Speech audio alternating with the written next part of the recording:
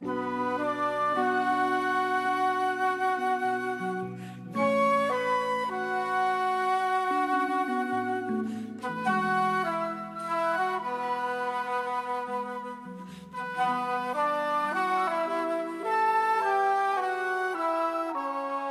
sauc Kirillis Kirasīrovs, esmu Tundras studijas dibinātājs. Sākās viss, kad kādreiz mēs ar draudzeni nodibinājām firmu vai zīmolu Tundra ar domu darīt visu kaut ko. Visticamāk jau laikam tā ir profesija, kas nodarbojās ar kaut kādas noskaņas vai atmosfēras vai sajūtas piešķiršanu kaut kādai tēmai, produktam. Varētu teikt, ka dizains ir problēmas risinājums, arī problēmas risinājums, bet pa lielam, man liekas, tomēr tā ir kaut kāda noskaņa, ko tu piešķir. Kā mēs dzīvojam vizuāli tveramā pasaulē, tad skaidrs, ka tie vizuālie kodi, ko tu skaties, varbūt krāsa, forma, vai tas viss kopējais miks, viņš kaut kā uz tevi diezgan spēcīgi darbojās.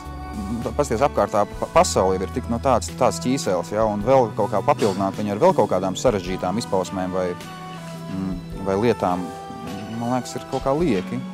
Labāk tieši otrā, tā kā mēģināt kaut kā to sev apkārt esošo telpu, kaut kā mēģināt noreducēt līdz vienkāršībai, līdz pamatlietām, līdz svarīgākajām lietām, un kaut kā bišķi patīrīt, nevis turpināt to uzlāņošanu.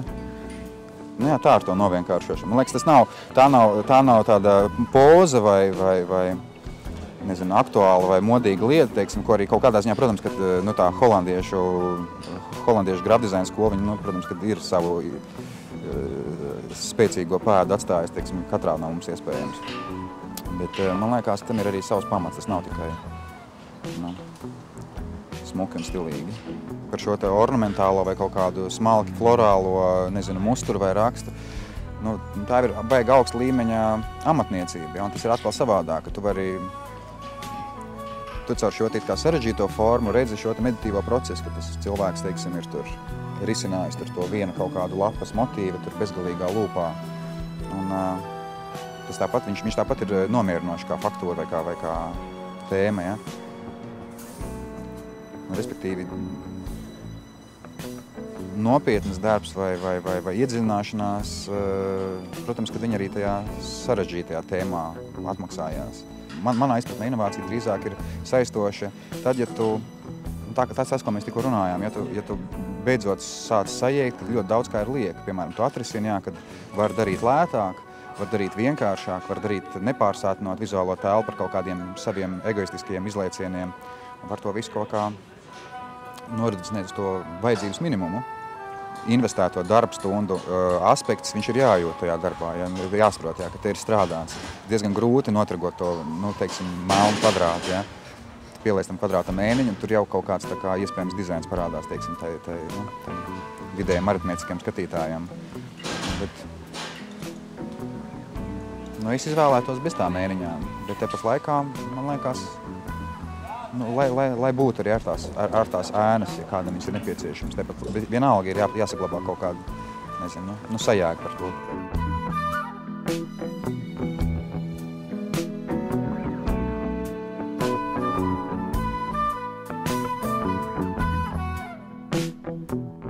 Baigi grūti pastāstīt cilvēkam, kuram ir varbūt cits kaut kāds tas vizuālās uztveres kods, pastāstīt, kāpēc vienkāršāk ir labāk un kāpēc, teiksim, darbs, pie kura ir pavadīts, teiksim, 2 stundas, patiesībā sakot, ir vērtīgāks nekā darbs, pie kura pavadīts 12 darba stundas. Baigi grūti to pastāstīt, tāpēc, ka tas izklausās neloģiski. Tur jābūt kaut kādai acīmredzot līdzīgam funktierim. Līdz ar to tā izglītošana, man liekas, kaut kā pastarpināt notiek. Tāpat laikā par Āziju runāt, padomāt, piemēram, kaut kādi Japāņi. Viņi ir interesanti ar to, ka viņiem ir gan nenormāli kaut kādas pārsātinātas lietas, teiksim, ļoti sarežģītas faktūrā un tajā vēstījumā, un tāpat laikā ir pilnīgākais minimālisms kaut kādās citās lietās, arhitektūrā vai dizainā, pie tam arī tajā tradicionālajā, ne tikai modernajā. Tā kā var pastāvēt arī pilnīgi līdzās šīs lietas. Kad tu pietiekami augsti vērtē to materiālu, ar kur tu strādā, vai no kā tu kaut ko izgatavo, vai tas būtu teksts, vai tas būtu kokgabals, ka tu to dari ar tādu samērā lielu pietāti. Līdz ar to ja tev ir kvalitatīvs koka gabals, un tu viņu noievelē gludu, pa lielam, ja tev ir tā sapratne par to, ka tā ir laba lieta, pa lielam tev vispār neko vairāk rīt tur nevajag, vai ne? Nu tā kaut kā. Man liekas, tas minimālisms kaut kādā ziņā, tas tā kā tāds diezgan izteikts links ar to saturu, ar kur tu strādā, ar cieņu par to saturu, ar kur tu strādā. Nu, ka tu novērtē, ka tas ir pat pēc savas būtības, viņš ir pietiekami labs saturs vai labs materiāls, lai viņu iespēju robežās nesačakarētu, bet tikai varbūt mazliet atklātu to vērtīgo, kas viņā ir. Nu, rakstura trūkums laikam. Jā, nodarbojoties ar to, ar ko tu nodarbojies, tu mēģini izdabāt masai, lai nopelnītu.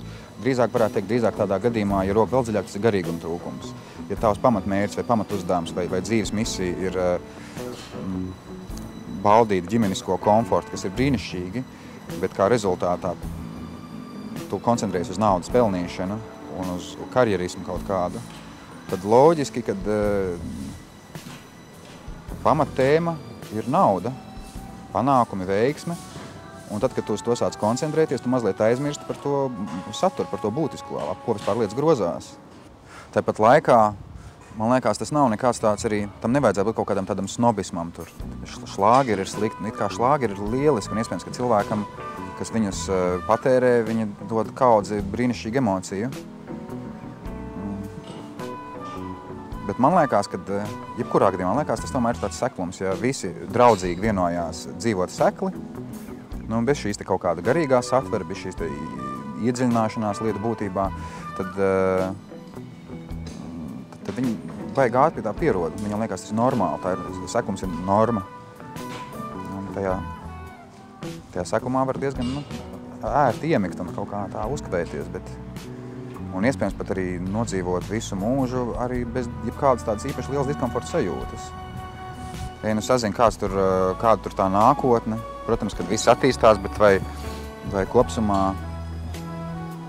mēs katrs pieņemamies vairāk prātā, tas diezgan apšaubāmi, būtu baigi labi, ja tā būtu, jo, nezinu, man liekas diezgan, nav jābūt baigi apdāvinātam, lai saprast, kad visa tā operēta iet uz beigām, un ja šajā situācijā var turpināt tikai tā tīri izklaidēties vai tikai tīri pelnīt naudu, vai mānīt sevi ar kaut kādiem sevis izdomātiem morāliem aspektiem, kāpēc es daru to un nedaru šito. Man liekas, tas baigi bēdīgi. Es neatceros, kas tā bija par mākslinieci, tāda instalācija māksliniece, kas teitā bija izstādījusies un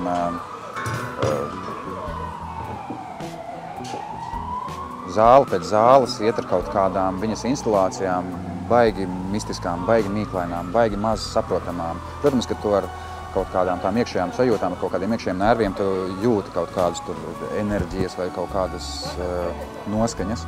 Bet par ko vispār tas raidījums ir diezgan grūti saprast.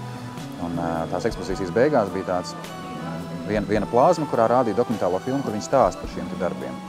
Un es toreiz ar baigo interesi noskatījos, un toreiz pirmo reizi pierakstīju īstenībā, cik kaut kādā ziņā, cik ir vērtīgi, kad veidojas šis links, kas mūsu, teiksim, mākslinieki, es runāju par lieliem māksliniekiem, kas nodarbojas ar laikmetīgo mākslu, kad man liekas, reti kurš māk stāstīt par tiem saviem darbiem. Bet pa lielam tas ir baigi interesanti, jo tu pavarās pilnīgi cits kaut kādas tās citi dziļumi. Bet, labi, mūsu profesija ir tomēr amatniecība, līdz ar to varbūt nevajadzētu aizrauties ar baigiem dziļumiem vai kaut kā mazliet tā nepārvērtēt to nozīmi un jēgu dizaina civilizācijas attīstībā.